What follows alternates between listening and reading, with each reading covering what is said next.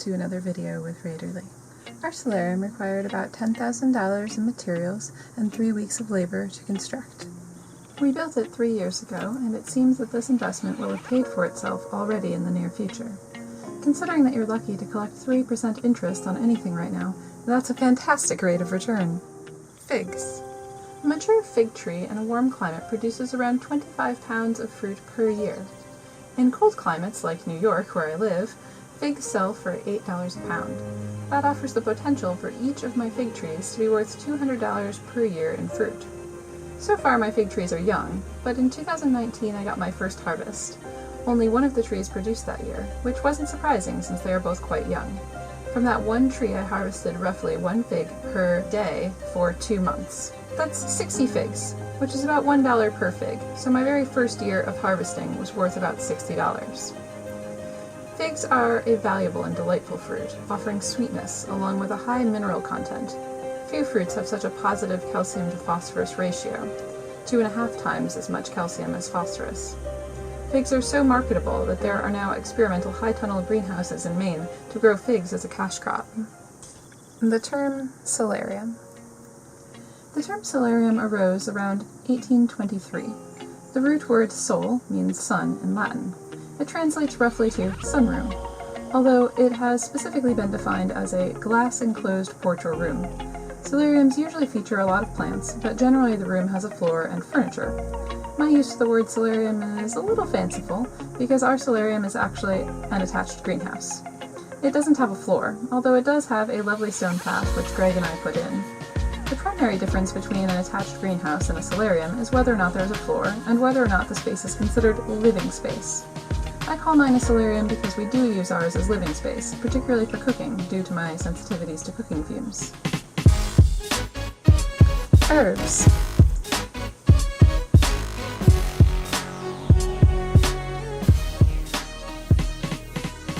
In our solarium, we currently are growing marjoram, chocolate mint, thyme, basil, dill, cilantro, pineapple sage, regular sage, rosemary, lavender, and parsley. Herbs are one of the best gardening investments no matter where you grow them.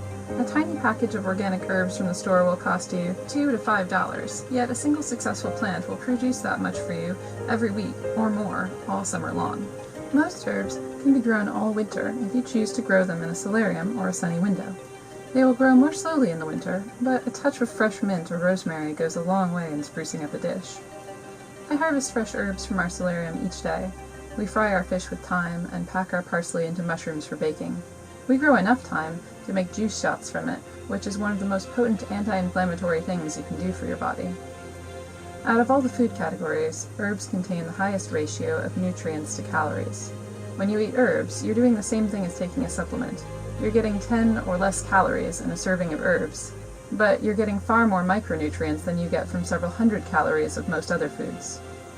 Let's say you wanted to eat 1 package of herbs each day at $4 per package. If you did that 365 days a year, that would cost $1,424 annually. A solarium of our size easily produces 6 times as much herbs per day, while still allowing the plants to continue to grow. We probably only use about double the size of one of those packets on average, so you could value our herb usage at $2,848 per year. The reason I say could is because we wouldn't actually spend that much on herbs if we weren't growing them. We'd simply eat less herbs. However, we'd be missing out on their nutritional benefit, which may cause more cravings and thus more spending on food or more nutritional deficiencies and pains that we would then have to remedy with supplements or other products. That considered, I think it is fair to value the herb production of our solarium at $2,800 annually. Heating. The premise of a greenhouse is, drumroll please, the greenhouse effect. This is where you achieve solar gain.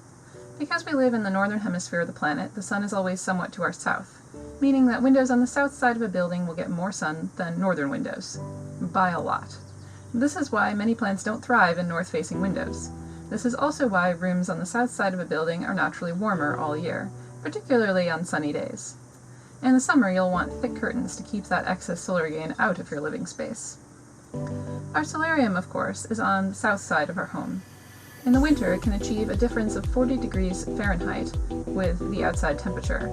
That means it can be 20 degrees Fahrenheit outside of the solarium and 60 degrees within.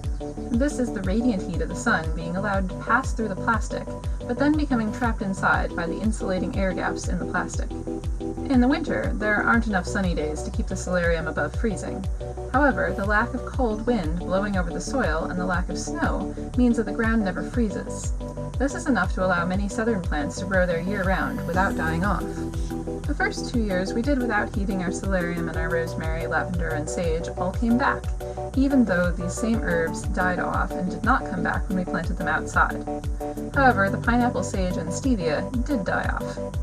This past winter we decided to add just enough heat to our solarium to keep it above freezing. The all-time low of the winter was 28 degrees Fahrenheit within the solarium, and this allowed the pineapple, sage, and stevia to come back, although my stevia was then eaten by slugs just as it was coming back. When I arrived with eggshells, I was too late. Pineapple sage is perennial in growing zones 8 to 11, which means that my New York solarium, with a little added heat, has achieved the climate of South Carolina.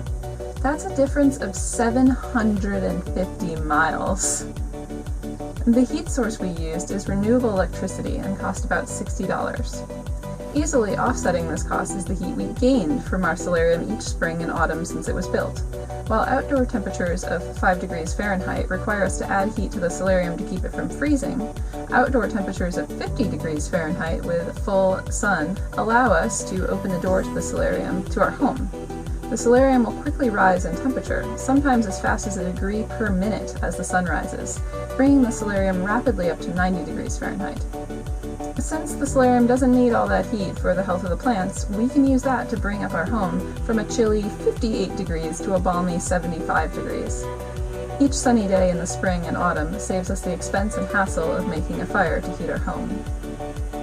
In our case, we use our wood stove mainly to heat our downstairs living area, which is about 700 square feet. The heat also radiates through the floors, heating the upstairs to some extent, but we supplement with electric heaters in the bedrooms. On a day when we're using the wood stove, we feed the stove about 7 times. The period of time where we make fires is shortened by about 6 weeks in the spring and another 6 weeks in the autumn, for a total of 3 fewer months of heating. It varies a bit depending on how sunny the spring and autumn is, but the difference is highly significant. Where we would usually make a fire every few days in order to keep the house warm, we're now just opening the solarium door to let the extra solar gain into the house. That's 30 fewer days of making fires, assuming we're making a fire every 3rd day of the 3 months that are saved, which is 210 fewer times feeding the stove, assuming that we feed it 7 times in a day. This saves us approximately $140 in wood per year. If we were using electric or gas heating for our downstairs, the savings would likely be closer to $300, since wood is much less expensive. Ventilation. You might be wondering what happens with all that excess solar gain in the summer. Our solarium features 4 vents that open automatically as the temperature rises. These, however, are not sufficient for those hot August days where it is 95 degrees Fahrenheit outside. In our first summer, we were getting temperatures up to 116 in our solarium, so then we added an attic fan, which reduced the temperature inside the solarium to about 5 degrees hotter than the outside. During the winter, we tape plastic over the vents and put foam into the attic fan to keep the space as insulated as possible. In the spring, we begin opening it back up as the outdoor temperatures begin to get the solarium up over 95 degrees. Vegetables and annual fruits. Besides the herbs and figs, we also grow an array of rotating vegetables and annual fruits in our solarium, including hot peppers, leeks, green onions, kale, lettuce, and mosh. We previously have grown tomatoes and cucumbers, but both grew to monstrous proportions, so we decided it wasn't wise or worthwhile to grow them inside. Kale, in particular, we have grown continually since we first erected the solarium. It tolerates the heat and the cold, and is more resistant to damage from insects and slugs than most other vegetables we grow. This past cold season, we harvested the equivalent of 2 bunches of store-bought kale each week. If we had bought that kale instead, it would have cost $3 per bunch, which translates to $6 per week over the course of roughly 18 weeks, which is $108. That may not sound like much, but consider that the said kale patch we were harvesting from took took up about 6 square feet of the solarium's growing space. Said another way, about 4% of our growing space produced $108 of nutritious food in just 18 weeks. In the spring, our lettuce begins growing rapidly. Seeds put into the ground progress rapidly to harvest-ready heads in about 6 weeks. I plant mine densely so that I have to weed out small heads of lettuce to make room for the rest of the lettuce. This allows me to start getting lettuce from a new patch in just 3 weeks. On average, our household consumes 16 ounces of greens each day. Prior to growing our own lettuce and kale, we purchased our greens in the form of $6 16-ounce tubs of greens. That's $2,190 annually on greens. Due to our lettuce and kale production, we've been buying about half as many tubs of greens, reducing our spending on greens by about $1,100 per year. Also reducing our plastic consumption by about 180 plastic tubs. And honestly, the only reason it isn't saving us more in greens is because I've been rather slow about finishing up harvest and getting the next batch started. I let one of my lettuce batches go all the way to seed, which tied up the growing space for months. On the plus side, I now have enough lettuce seed to continue planting as much lettuce as I can possibly eat for the next 10 years or more, and give or take their viability after the first 5 years. By the way, if you're interested in a similar video about my outdoor garden, comment below and let me know. In our solarium, we've also grown cucumbers, tomatoes, peas, and hot peppers. Let's talk about hot peppers since we will continue to grow them each year. Greg has been growing hot peppers since 2010, as he is quite fond of making his own hot sauce. Each year, we bring in a bountiful haul of hot peppers, which is greatly enhanced by being able to start the peppers early in the solarium, and then keep them well into November, despite outdoor frosts. The quantity varies each year depending on the number of pepper plants and the varieties planted, but it is common for Greg to make several bottles of hot sauce in addition to drying, pickling, freezing, and eating many of them fresh on his sandwiches. I estimate that we produce an average of $50 worth of hot peppers annually. There are other miscellaneous things we're growing, such as the unintentional spread of delicious strawberries, but I've decided not to attempt to value these in this video. Other perks.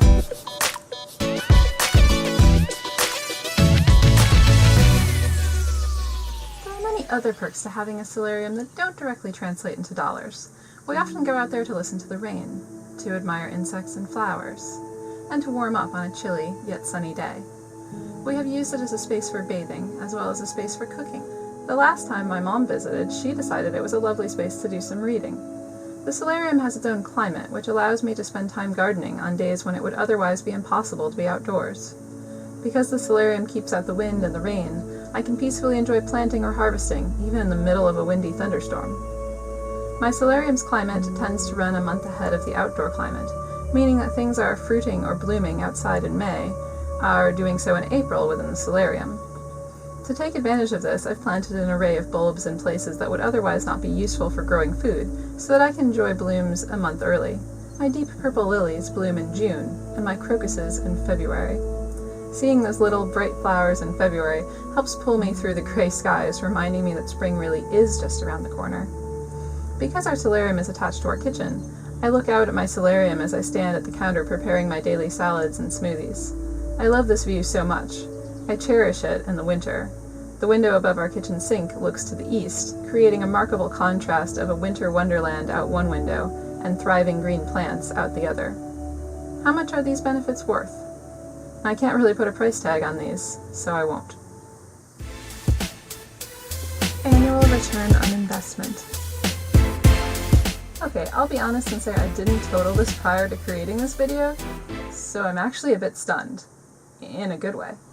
Our investment nearly has paid for itself at the rate of $4,290 per year. Why do I say nearly if the initial cost was $10,000? Ongoing expenses. I almost have to take into account all of the ongoing expenses of what we've put into it besides the initial investment. I spent about $100 on metal trellises, another $200 on the hanging pot system, around $100 on the automated timer and drip line system, as well as purchasing plants, seeds, and rich soil, which is roughly another $100 per year. Then there is the aforementioned $60 of heating it each winter, as well as the beneficial insects we have purchased and released to control aphids, also costing about $60 each year. This brings the one-time expenditures up to $10,400 and puts the yearly upkeep at about $280. This brings the annual net value of the solarium to $4,010. This is is assuming the fig trees are more mature and producing more figs than they have as of yet, but nevertheless, this is a fair estimate for the annual value of a 300 square foot solarium. So how long does it take for the greenhouse to pay for itself? At this rate of return, it pays for itself in just 2.5 years. I'd call that 3 years, since you get most of your harvests out of it in the summer, so 3 summers is the critical factor here in economic production. In emotional value, I'd say you get most of your value in the winter, when your attached greenhouse serves as a refuge of greenery in a world of white and gray. Ongoing labor. You might be asking yourself, yes, but how much labor does it take to nurture and harvest all of those fruits and vegetables? That is really up to you. The more time you spend looking after your plants, the less likely you are to have your stevia plant eaten by slugs while you weren't paying attention. That said, it isn't as much labor for us as you'd imagine, largely because we've eliminated daily watering by implementing an automated drip line system. Washing the produce is the most time-consuming part of the entire process of raising lettuce, and most lettuce that you buy is best washed anyhow. With figs, the entire process has been very easy. I trim them once or twice a year, and I harvest when the figs come in. I actually have already spent more time eating figs than I have caring for the fig trees. For peppers, it is important to surround their base with eggshells and keep other plants from touching them. Slugs love pepper plants, and they can eat all of its leaves, killing the plant. Aphids also love peppers, so it is best to have flowers that encourage ladybugs nearby, as well as plants that aphids don't like, such as marigolds. Just watch out for your marigolds, because slugs will eat them too. Putting down eggshells only takes a few minutes. Weeding is a short breeze, only taking a few minutes every week. Planting and harvesting are the only 2 tasks that take much time. When I plant, I amend the soil with composted manure, coconut coir, and bone meal. When I harvest, I fill up a large bowl and then bring in my harvest to wash and store in produce keepers. The drip line system is the largest labor-saving trick we have up our sleeves. I wouldn't even have hanging pots if I hadn't devised a method to allow it to be automatically watered for brief intervals throughout each day. Our solarium system has 2 lines, one for pots that runs 2 minutes every 8 hours, and one ground system that runs 3 hours every other day in the early summer. We adjust these times to be less in the spring and the autumn when it is cooler, and longer in the hottest times of year when the most evaporation takes place. I could do an entire video about our drip line system. If that interests you, comment below and let me know. In short, the ongoing labor is minimal and comparable to the time and effort involved in grocery shopping. Why a solarium? Why not just grow outside? Growing outside doesn't have nearly as much of a startup cost, although if you're entirely new to gardening, there's a whole host of expenses such as buying garden tools and buckets, and most food-producing gardens will also require fencing and garden gloves, etc. Our solarium walls block weed seed from blowing in, as well as weed roots from creeping in. This is what allows weeding to take only a few minutes each week. In time, the only weeds that appear are actually plants that you've personally allowed to go to seed in the area. My most common weeds are now all edible plants, such as purslane, mosh, Shasta daisy, pepperweed, dandelions, and sorrel. We eat all of these plants, so we purposely don't eliminate them entirely. The walls also have the advantage of keeping out birds, rabbits, and deer more effectively than a typical fence. This is important if you want to grow foods that these animals will eat. For example, a solarium could be used for a vertical strawberry garden that birds can't access. In our case, being able to grow figs, which don't naturally grow in this climate, was a major motivator, as well as extending the growing season for greens and peppers. We are also particularly fond of having fresh herbs all winter long, which obviously isn't possible with our outdoor garden. The enclosed area keeps in a lot of humidity, preventing many plants from drying out even when it's over 100 degrees. In the winter, this humid area is a refuge for parched lungs.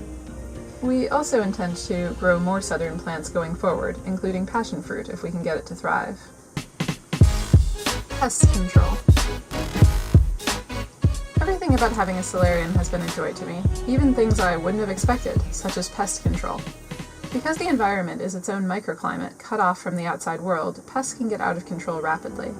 Aphids in particular have been an ongoing problem. While we were using soapy water for the first year, we wanted to learn alternatives. We learned that soapy water kills aphids, but it also kills the predators of aphids, such as ladybugs. The second year we released ladybugs, but they didn't stay long. Despite releasing them at night, which slows their migration since they don't fly at night, and the large aphid population, they seem to prefer to escape through the vents and do their mating elsewhere. The third spring we did more research and learned that ladybugs and other aphid predators require nectar from flowers to round out their nutritional supply. Ladybugs choose to mate in places that have a good supply of both aphids and appropriate flowers, such as dandelions or alyssum. I didn't fancy growing a lot of dandelions in my solarium since I have plenty of those growing outside, so I planted a lot of alyssum, as well as other appropriate plants that ladybugs benefit from. To my delight, it worked. We've seen more ladybug larvae than I could have imagined, which is a very good thing. While adult ladybugs eat about 50 aphids per day, the larvae eat up to 300 aphids per day. To ensure a well-rounded supply of predators, we also ordered praying mantises, which eat aphids when they are young. After releasing the baby praying mantises, I noticed that we already had one mantis egg sac in our solarium naturally, which means that these predators had already decided to move in before we released many more of them. This pest control method has worked remarkably well. I've been astonished to come back to plants that were covered in aphids a few days ago to find them stripped clean. Conclusions. When we first built the solarium, we thought it might take as much as 10 years to pay for itself. We didn't know that it would help heat the house in the autumn and the spring. We didn't know that the plants would grow so much larger and faster in the protected microclimate. I also wasn't sure if building a solarium was an ecological investment or not, since we chose walls made of corrugated plastic instead of glass. We made this decision because we were able to gain almost a factor of 3 in insulation value over glass while only losing about 20% of the solar transfer. In other words, the plastic doesn't let quite as much sunlight through, but it holds in dramatically more heat, allowing us to expend minimal electricity to keep it from freezing on the harshest winter nights. Also, the corrugated plastic walls are nearly indestructible at 200 times more impact resistant than glass. I've concluded that it is an ecological investment, despite the plastic used in construction. Because we're eliminating plastic packaging by eating food directly from our solarium, we're using less plastic than we used to. Also, all food grown at home has 0 food miles, reducing the total fuel use to transport our dietary choices. And because we're now using more passive solar gain to heat our home, we're using less wood and renewable electricity on heating our home. I thought about this carefully before sharing it with you, because being a responsible influencer is really important to me. To my delight, it seems safe to say that it would ultimately help reduce carbon emissions for everyone to have a solarium, producing wealth for them right outside their back door.